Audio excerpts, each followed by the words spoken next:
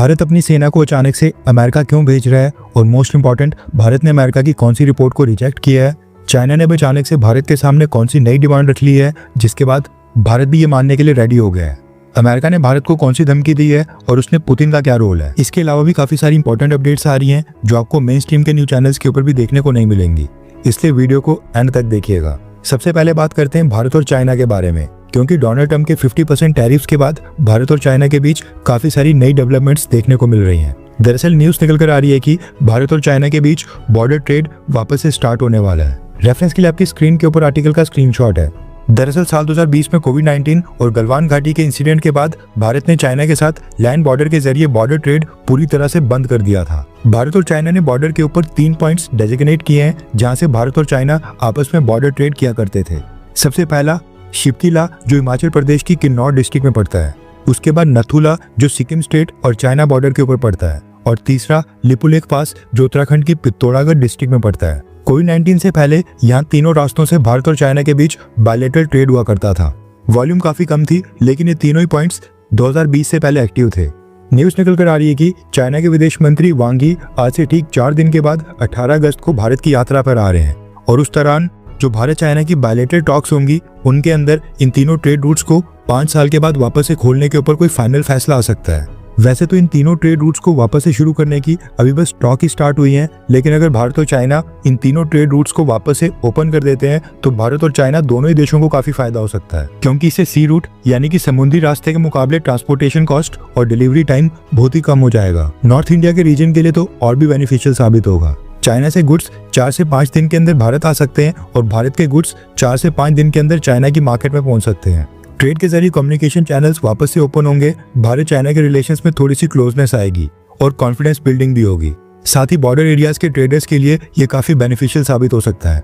अब देखना ही होगा कि 18 अगस्त को चाइनीज विदेश मंत्री वांग यी भारत में आकर यहाँ पर क्या अनाउंसमेंट करते हैं। नेक्स्ट अपडेट आ रही है भारत के विदेश मंत्रालय को लेकर। दरअसल आज दिन में भारत के विदेश मंत्रालय के spokes person Randhir Jaiswal sir ने एक प्रेस कॉन्फ्रेंस की थी, जिसमें उन्होंने कहा कि भारत और अमेरिका के रिश्ते इतनी आसानी से खराब नहीं होंगे। भारत के विदेश मंत्रालय ने अमेरिका के साथ रिलेशंस के ऊपर काफी कुछ कहा, लेकिन इंपॉर्टेंट बातें आपको बता देता हूँ। सबसे पहले भारत के स्पोक्स पर्सन ने कहा कि अमेरिका के डिफेंस रिप्रेजेंटेटिव्स भारत आने हैं और दोनों देशों के बीच डिफेंस टाइज के ऊपर कुछ डिस्कशन होंगी। इसके साथ ही भारत ने कहा कि डिफेंस पार्टनरशिप भारत और अमेरिका के बीच बायलैटरल रिलेशंस का एक बहुत ही इंपॉर्टेंट पिलर है, और भारत और अमेरिका की पार्टनरशिप ने आज तक कई सारे बदलाव और चैलेंजेस को फेस किया है। उम्मीद है कि ये रिलेशन आगे भी इसी तरह से प्रोग्रेस करता रहेगा और भारत और अमेरिका करीब दोस्त बने रहेंगे। इसके साथ ही अमेरिका ने जो भारत के ऊपर ह्यूमन राइट्स की रिपोर्ट रिलीज की थी उसको भारत ने रिजेक्ट किया है, और भारत ने कहा है कि इस तरह की रिपोर्ट्स बस गलत इल्जाम, गलत तरीके से दिखाई गई बातें और एक तरफ का पर्सपेक्टिव है, जो भारत के डेमोक्रेटिक सिस्टम, हमारी डाइवर्स सोसाइटी और strong human right protection system को अच्छी तरह से समझने में फेल साबित होते हैं। हम ऐसी बाइस्ड असेसमेंट्स को बिल्कुल भी इंपॉर्टेंस नहीं देते हैं और हम इंक्लूसिव गवर्नेंस और डेवलपमेंट की मदद से अपने लोगों के ह्यूमन राइट्स को आगे बढ़ाने के ऊपर फोकस करते रहेंगे। नेक्स्ट अपडेट आ रही है भारत, रशिया और अमेरिका को लेकर। रेफरेंस के लिए आपकी स्क्रीन के ऊपर आर्टिकल का स्क्रीनशॉट है। दरअसल अमेरिका ने भारत को धमकी दी है कि अगर डोनाल्ड ट्रंप और रशियन प्रेसिडेंट व्लादिमीर पुतिन के बीच आपस में जो मीटिंग होनी है वो मीटिंग फेल हो जाती है एंड उसका कोई निष्कर्ष नहीं निकलता है तो भारत के ऊपर टैरिफ्स को और भी बढ़ाया जा सकता है। US treasury secretary Scott Bessent ने वार्निंग देते हुए कहा है कि वॉशिंगटन इंडिया के ऊपर सेकेंडरी टैरिफ्स को बढ़ा सकता है। उनका ये डिसीजन इस बात के ऊपर डिपेंड करेगा फ्राइडे को प्रेसिडेंट डोनाल्ड ट्रंप और रशिया के प्रेसिडेंट व्लादिमीर पुतिन की अलास्का में होने वाली मीटिंग का क्या रिजल्ट निकल कर आता है। उन्होंने कहा कि हमने भारतीयों के ऊपर रशियन ऑयल खरीदने के लिए सेकेंडरी टैरिफ्स लगाए हैं। ऐसे में अगर ये मीटिंग ठीक नहीं गई तो सैंक्शंस या फिर सेकेंडरी टैरिफ्स और भी बढ़ सकते हैं। यानी कि अगर टॉक्स में रशिया और व्लादिमीर पुतिन युद्ध रोकने के लिए राजी नहीं होते हैं या फिर अमेरिका की टर्म्स और कंडीशन के ऊपर बात नहीं बनती है तो फिर उसका खामियाजा भी भारत को ही भुगतना पड़ेगा, यानी कि बदला भारत से लिया जाएगा। इसके साथ ही US treasury secretary Scott Bessent ने यूरोपियन यूनियन से भी अपील की है कि वो भी इन सेकेंडरी टैरिफ्स को ज्वाइन करे। स्कॉट बेसेंट ने कहा कि US president Donald Trump Putin के साथ मीटिंग कर रहे हैं और वॉर रोकने के लिए एफर्ट्स कर रहे हैं, जबकि यूरोपियंस साइड में खड़े होकर ये कमेंट कर रहे हैं कि उनको कैसे मिलना चाहिए या फिर डोनाल्ड ट्रंप को क्या क्या करना चाहिए और क्या नहीं। यूरोपियंस को चाहिए कि वो हमारे साथ इन सेकेंडरी सैंक्शंस में जुड़ जाएं। यूरोपियंस को तैयार होना चाहिए कि ये सेकेंडरी सैंक्शंस वो भी लगा लें। ये कहना है US treasury secretary Scott Bessent का।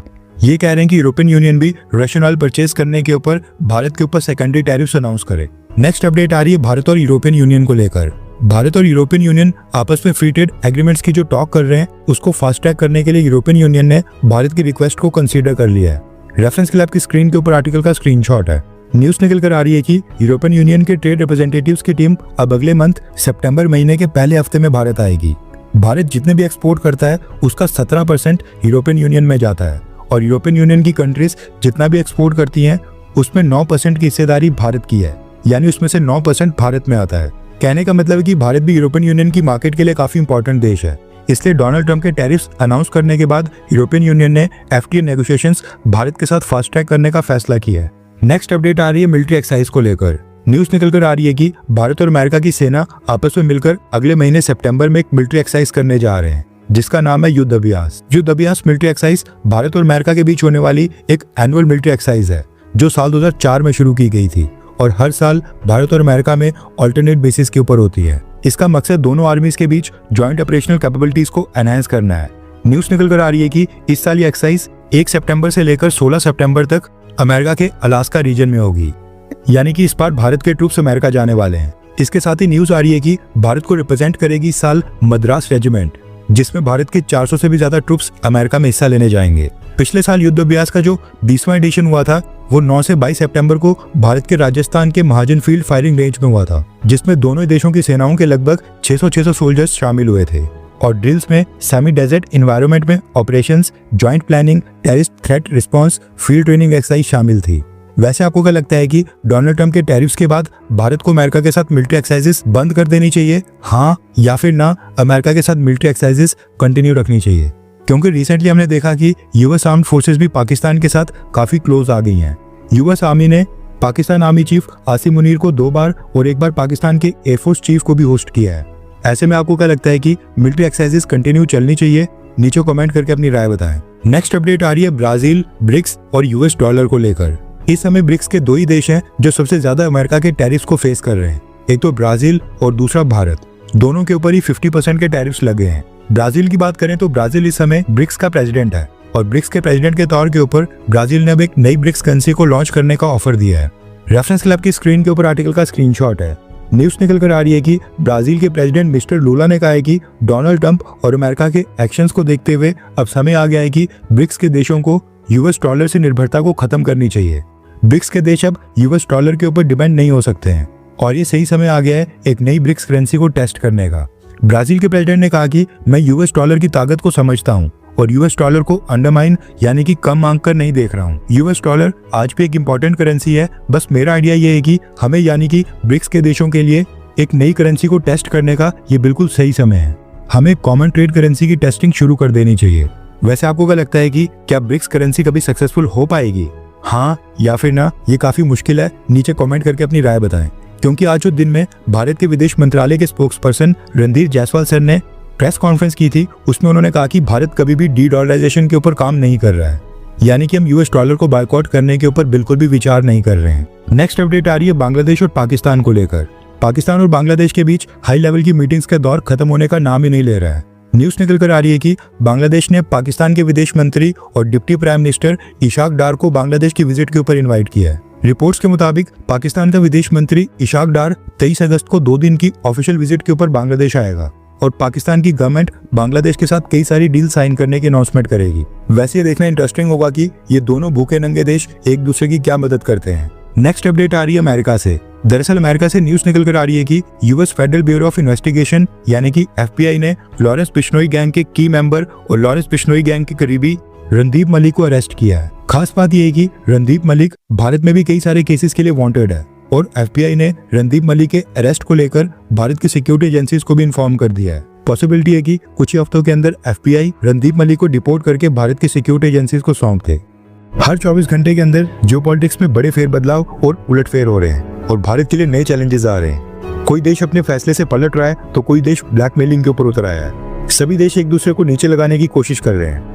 इन सब के बीच हमारा भारत किसी भी देश से पीछे न रह जाए, इसके लिए मोदी सरकार लगातार कोशिशें कर रही है। एंड भारत की foreign policy, defence news, economy और ग्लोबल अफेयर्स का सही एनालिसिस हमारे चैनल इंडियन अफेयर्स का मिशन है और ये मिशन आपके सपोर्ट के बिना अधूरा है।